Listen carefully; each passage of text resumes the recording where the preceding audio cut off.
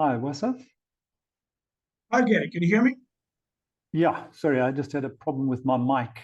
But welcome, Wasaf. It's great to have you here, and we look forward to hearing what's happening in the UAE. There's been a lot of news coming out of the UAE, and it'd be great to hear what you have to say. Thank you. Thank you, Gary. Good day to everyone. My name is Wasaf, and I am the Global Head of Air Mobility at Air Shuttle, representing AAM Institute for UAE. And lots of things to unpack from UAE, but I hope I will be able to do it within this short span of time of this presentation. So let's deep dive into it. Currently, the industry milestones looking at what the regulators here have published. I mean, the regulatory gravitas in UAE is off the charts.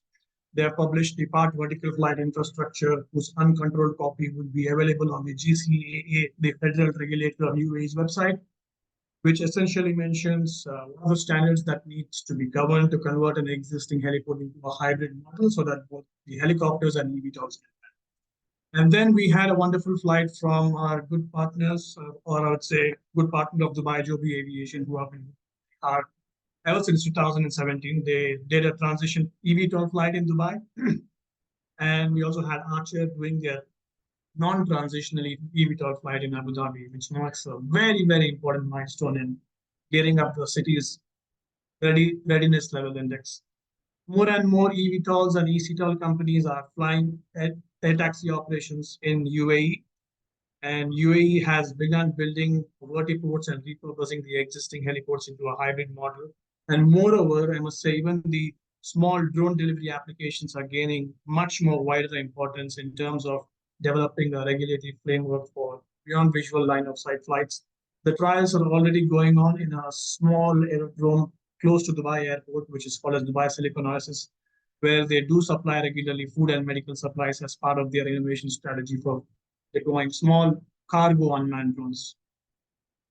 Looking at the public sentiments in the UAE, I think what needs to be understood is what do the population need at the end of the day, right? I mean, it's more than just alleviating congestion. It's about providing the freedom of life, freedom of time of life for people like never before. And we have identified that there are about 150 million annual ground taxi pickups throughout Dubai for a city, for example.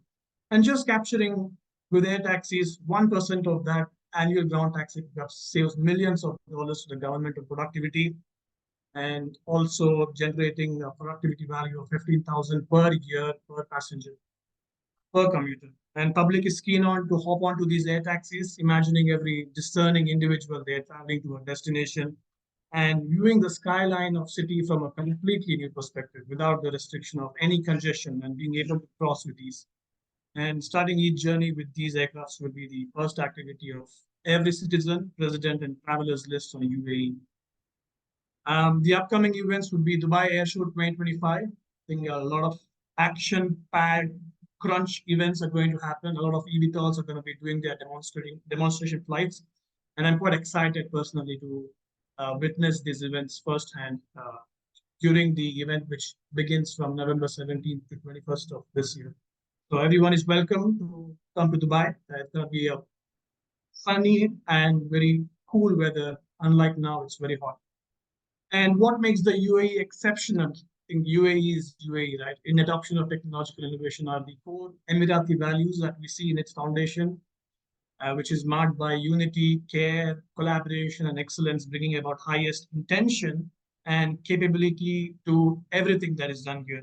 Again, we welcome everyone from the AAM Institute to witness first commercial flights next year. It's really happening. You can also witness how the regulatory bodies have overcome the obstacles in deploying the frameworks, how the infrastructure is being built here, and how the demand modeling is being generated so that a playbook is built and everyone can deploy copying the Dubai model in cities across the globe. The goal is to bring about the ease and comfort to the public in mass by providing a new form of transport. And there are lots of challenges. One of the challenges that we are undergoing here is to repurpose the heliports into a hybrid model. Also, one of the key things to understand is what are the policies that are surrounding the repurposing, readapting, and recycling of lithium-ion batteries. So these are some of the things that we are challenging today. We are looking at it today. and also the certification of eVTOLs. We hope by the end of this year, it will be clear what are the exact commercial timelines. And we are looking forward to having these new Jetsons that are in Dubai flourish and have something of witness that is something spectacular to be looking at. So thank you everyone for your time, and I look forward to having any questions that I may answer. Thank you. Thank you so much, Wasaf. And it's really exciting what's happening there. I think, you know, Dubai with its extensive tourist industry, high net worth individuals, and Emirati, I think is a great starting place for electric aviation. Absolutely, absolutely, Gary. You're welcome to come here next year. I would love to, and definitely going to pop in at Air Chateau's. What is, I think, now the biggest heliport in the world, the Dubai Helipark. Absolutely, absolutely. Yeah, so would be excited to see. I would love to see it in person. I've seen photos, but I haven't seen it in person. But definitely will pop by when we're there. You are most welcome, Gary, and everyone at the AIM Institute who are gathered here. Thank you very much for your time, and have a lovely day. Thank you so much. Okay, Walid, are you? Is it Fahad or Wahid that's next?